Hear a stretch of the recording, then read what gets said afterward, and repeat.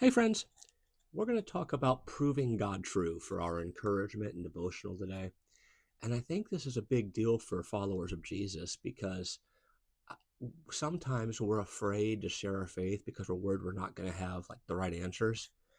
And Jesus is going to teach us here that that's not what he had in mind um, for his followers. That yes, we're supposed to have an answer for those who want to ask why we have the hope that we do, but there's a different way that we prove God true. We're going to read verses 31 to 36, a little bit longer than normal. You should read the whole section, 22 to 36, but we're going to read this and talk about it. The one who comes from above all is above all. The one who is from the earth belongs to the earth and speaks as one from the earth. The one who comes from heaven is above all. He testifies to what he has seen and heard, but no one accepts his testimony. Whoever has accepted it has certified that God is truthful. For the one whom God has sent speaks the words of God for God. God gives the Spirit without limit. The Father loves the Son and has placed everything in his hands. Whoever believes in the Son has eternal life, but whoever rejects the Son will not see life, for God's wrath remains on them. See, I find this is funny.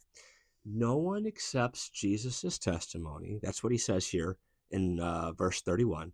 Excuse me, in verse 32. No one accepts his testimony.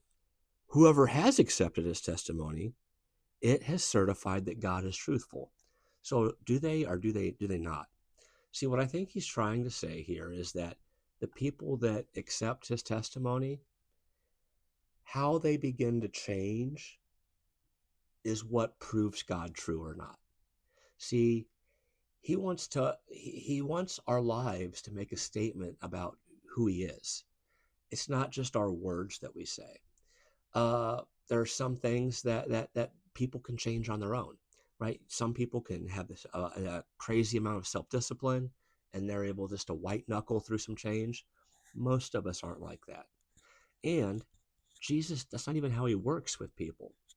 He wants to change what's going on inside of here. He wants to give you a better perspective on your life. He wants you to find a power when you link up with him that you didn't have before. He wants you to become more generous and kind and compassionate. See, that's how we prove God true.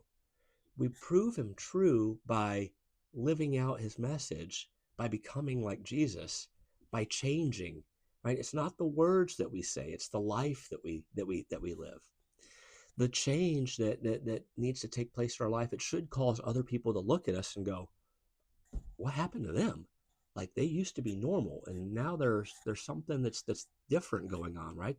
They didn't used to be kind, they didn't used to be patient, they didn't used to be, right? Fill in your fruit of the spirit. Right? See, we prove God credible. We prove his message credible by accepting him. And that's what makes it so difficult. Because, like he says, nobody does that. But for the few that do, those who accept his message, we prove him credible by changing, by becoming more like him, not just by saying some facts about the Bible. We prove him credible by living out his message in the here and now. Have a beautiful day. Bye bye.